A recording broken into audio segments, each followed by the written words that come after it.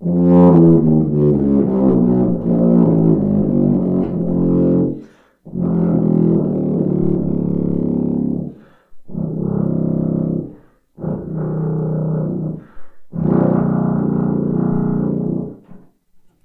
low can you go? Hi, herzlich willkommen bei tubalernen.de. Ich bin Raimund, dein Online-Tuba-Lehrer, und heute zeige ich dir, wie man auf der B-Tuba so richtig in die Tiefe spielt und wie man eben in der Kontra-Oktave spielt. Das, was du jetzt gehört hast, der letzte Ton, war das Subkontra B. Das ist gerade so meine Grenze unten. Tiefer komme ich aktuell nicht und das schaffe ich so seit einem halben Jahr. Dementsprechend gibt es auch noch Hoffnung, dass es vielleicht noch ein bisschen tiefer geht in Zukunft. Aber welche Strategien brauche ich dazu, um so tief zu kommen? Welche Griffe brauche ich? Und ja, wie funktioniert das? Das zeige ich dir in diesem Video. Also, was für dich ja wahrscheinlich klar ist, ist, wie ich erstmal das Kontra B spiele. Das ist ja einer der ersten Töne auf der Tuba. Und wenn wir jetzt einen halben Ton tiefer wollen, drücken wir das zweite Ventil.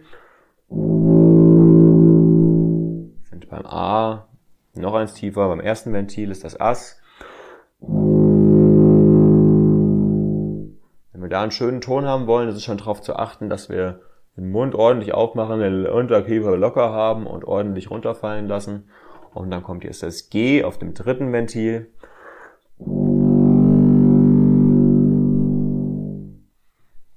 Und auch da schön Mund aufmachen, das Ges oder auch das Fis auf 2, 3.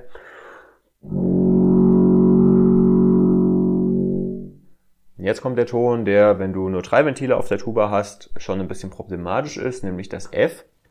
Auf der 4-ventiligen spielst du es auf dem 4. Ventil. Der 3-ventiligen spielst du es auf 1, 3. Ein kleines bisschen zu hoch, dann kann man zum Beispiel schon mal hier im ersten Zug ein bisschen rausgehen bei dem Ton.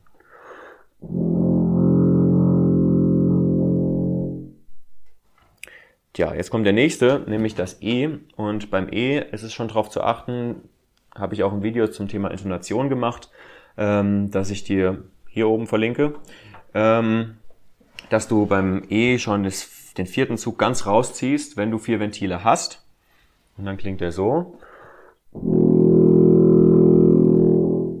Wenn du nur 3 Ventile hast, ist es jetzt der letzte Ton, den du überhaupt spielen kannst. Und dann spielst du auf 1, 2, 3 und gehst am ersten Zug wirklich so ein Stück raus. Und auch dann ist er immer noch ein bisschen zu hoch. Das ist das Problem an einer Tuba mit 3 Ventilen. Sie ist halt keine echte Kontrabass-Tuba, auch wenn es eine B-Tuba ist. Für vieles im Musikverein reicht's aus, aber wenn du Ambitionen hast, richtig gut Tuba zu spielen und eben auch weiter runter zu spielen, kauf dir eine Kontrabass-Tuba mit 4 Ventilen. Genau, jetzt waren wir beim E, jetzt kommt das S. Das S wird auf 4 und 1, 2 gegriffen und klingt dann so.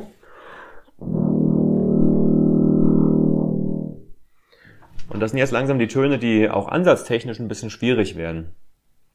Wie schafft man das, dass diese Töne gut ansprechen? Man braucht eine gute Stütze. Stütze ist nicht, dass ich irgendwie sowas mache, im Hals drück oder so, sondern es bedeutet, dass ich am Bauch Spannung habe. Und wenn du wissen willst, was eine Stütze ist, kannst du zum Beispiel mal deinen Daumen so in die Flanke bohren und dann mal husten. So, dann merkst du, hier geht Muskulatur nach draußen. Das ist die Stützmuskulatur. Die sorgt dafür, dass dein Zwerchfell unten gehalten wird und dass du eben eine gute Luftsäule hast. Die brauchst du für diese tiefen Töne. Und umso weiter du jetzt nach unten gehst, umso mehr brauchst du das. Also auf 1, 2, 4 waren wir jetzt beim S. Jetzt gehen wir weiter zum D. Da spielen wir auf 2, 3, 4. Wenn du immer mal überprüfen willst, ob der Ton noch stimmt, kannst du ruhig mal von der Oktave runterspringen. Ich springe jetzt mal vom großen D aufs Kontra D.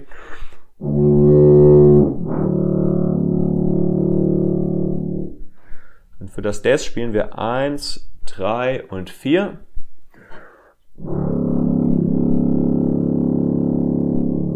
Und auch das überprüfen wir jetzt einmal mit der Oktave.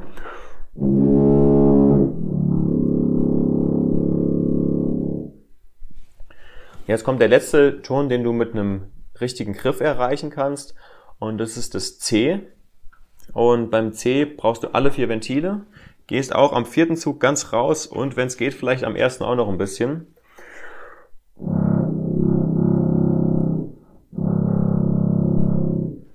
Ja, damit der kommt, braucht man wirklich gute Stütze. Dann kann man den auch im Piano anspielen. Wir überprüfen das gerade mal mit dem oberen C.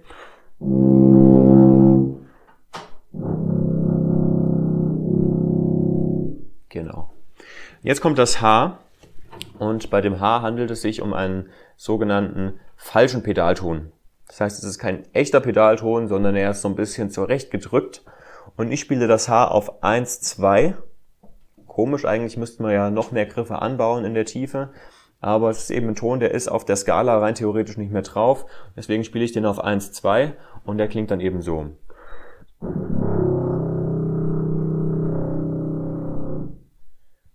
Da merkst du auch, der klingt natürlich nicht so voll wie jetzt ein Ton, der voll schwingt.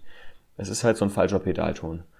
Dafür braucht man auch viel Stütze und eben 1, 2. Ich überprüfe den jetzt auch gerade nochmal mit der Oktave vom Kontra H auf das Subkontra H. Das ist jetzt schon das Subkontra H.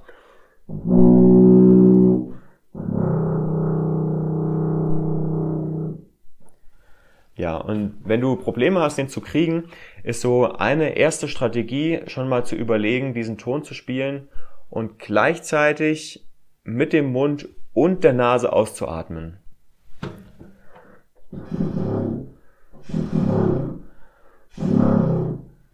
Das ist so ein Annäherungsversuch.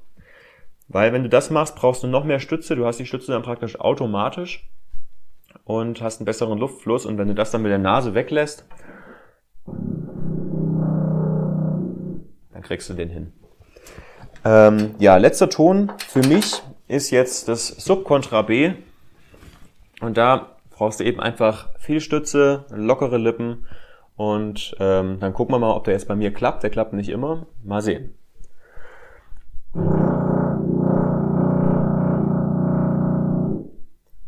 Da war er. Ich überprüfe mit der Oktave.